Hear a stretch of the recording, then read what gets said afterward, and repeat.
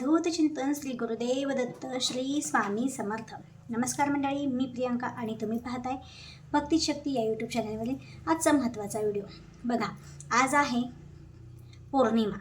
तर ह्या पौर्णिमेला विशेष असे महत्त्व आहे, कारण ही पौर्णिमा साधी पौर्णिमा नसून ही पौर्णिमा अधिक मासात आलेली पौर्णिमा आहे.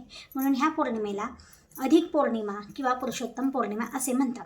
तर या पौर्णिमेला आपण जे काही उपाय करणार आहोत, तर त्या उपायाचे आपल्याला फळ हे अनगणित मिळणार आहेत.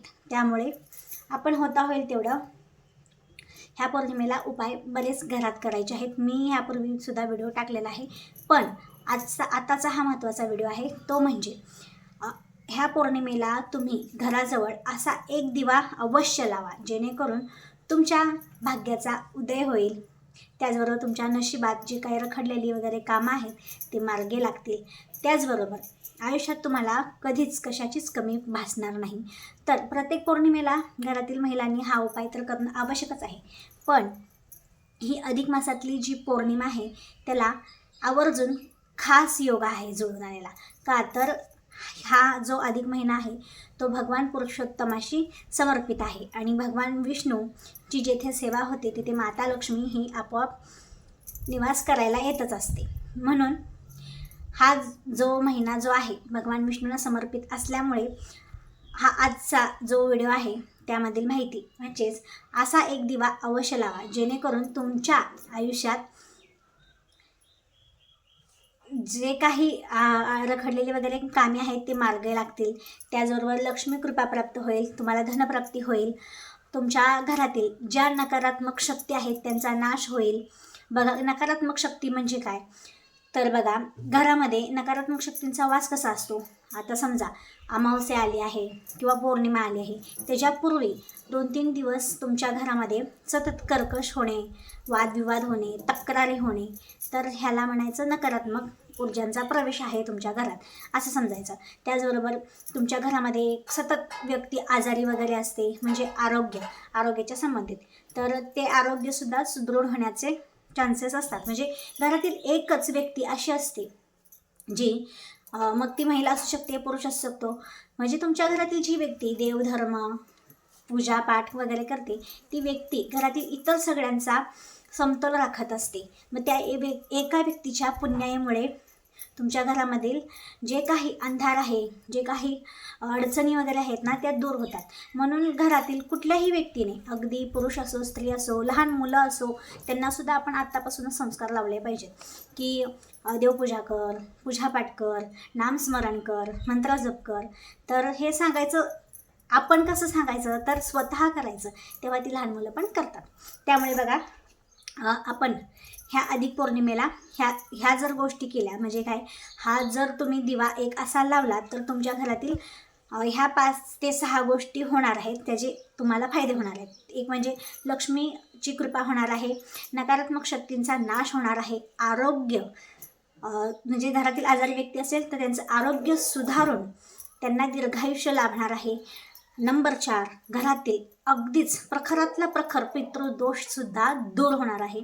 नंबर 5, जर तुमच्या घरावर अचानक काही संकट येत असतील, अपघात वगैरे असं सतत घडत असेल एखाद्या मुलावर म्हणा किंवा स्वतःच्या घरातील कुठल्याही व्यक्तीवर म्हणा, तर ते सुद्धा टळणार आहेत. त्याचबरोबर सगळ्यात महत्त्वाचं, जर घरामधील आपल्या बघा, जन्म मरणाचा फेरा हा कधीच कुणाला चुकलेला नाही आहे, प्रत्येकाला येतच असतं. तर ह्याच वर्षी जर एखाद्या तुमच्या घरामध्ये निधन वगैरे झालं असेल तर त्या व्यक्तीला ह्या एका दिव्यामुळे मोक्षप्राप्ती मिळणार आहे. तर त्यामुळेच हा व्हिडिओ संपूर्ण आणि शेवटपर्यंत नक्की पहा. मी हा महत्त्वाचा जो व्हिडिओ आहे ना तो सांगणार आहे. तर बघा, अधिक महिना आहे, तर अधिक महिन्यात 33 ह्या अंकाला खूप जास्त हे लक्ष दिलं जातं. बघा, म्हणजे 33 म्हणजे 33 कोटी, म्हणजे 33 करोड नव्हे, 33 कोटी म्हणजे 33 प्रकार. असे 33 प्रकारचे देवता गायीमध्ये वास्तव्य केले होते.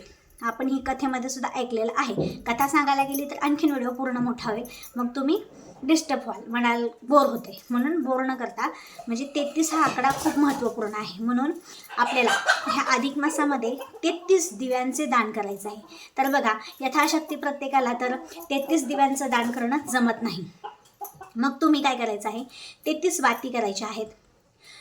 33 वाती करून जर तुमच्याकडे वाती असे फुलवाती मिळत असतील 33 वाती, तर त्या एकमेकाला जोडून घ्यायच्या आहेत आणि त्यांची ती ज्योत लावून तुम्ही देवापुढे दान करायचे आहे. जर ती करू शकत नसाल तर घरगुती अगदी आपले आजी, पणजी, सासू असे इतर घरातील किंवा आजूबाजूच्या वयस्कर महिलांकडून तुम्ही त्या वाती करून घेऊ शकता. त्या 33 वाती करायच्या आहेत.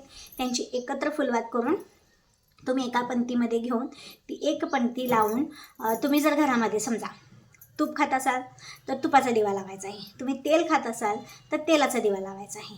तर हा दिवा तुमच्या घरातील देवघरामध्ये लावायचा आहे आणि देवघरातील देवांना ओवाळायचा आहे. त्याचबरोबर उंबरठ्याबाहेर आपल्या घरातील उंबरठ्यावर हळदीचं लेपन वगैरे आपण सकाळीच केलं असेल, आशा करते. नसेल केलं तर घाबरू नका.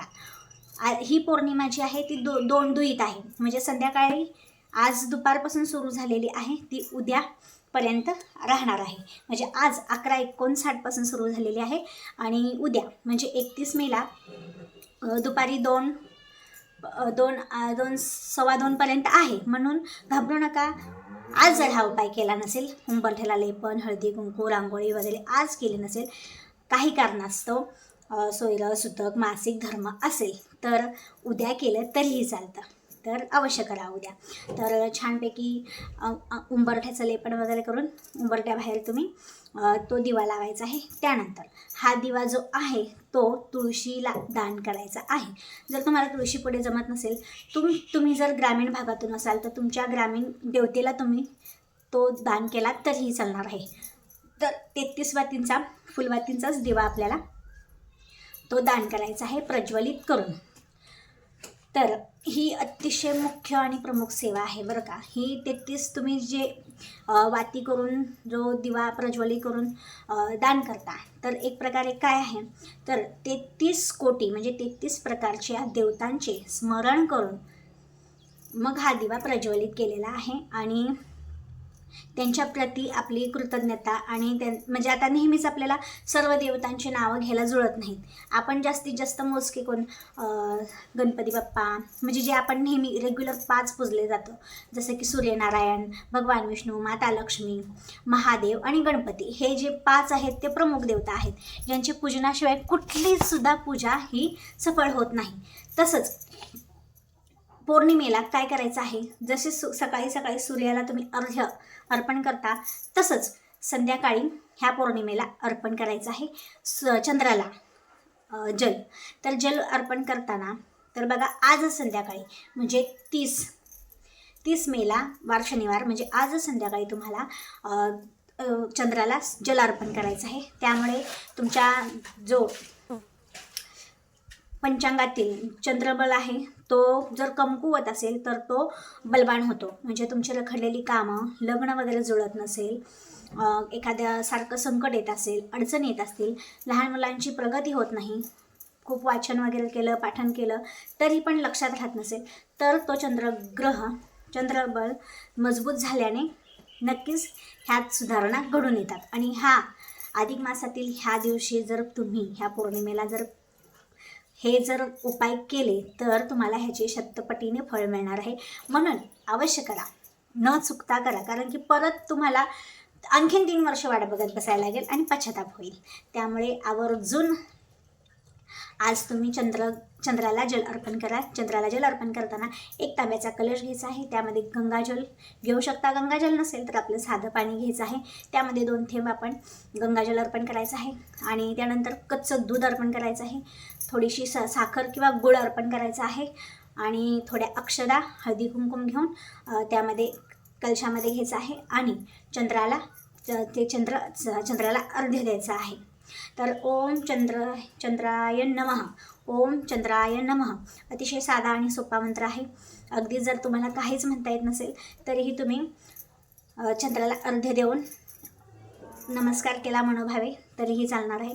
तर तुमच्या राशीचक्रातील तुमच्या पंचांगातील जो चंद्रग्रह आहे तो मजबूत होणार आहे.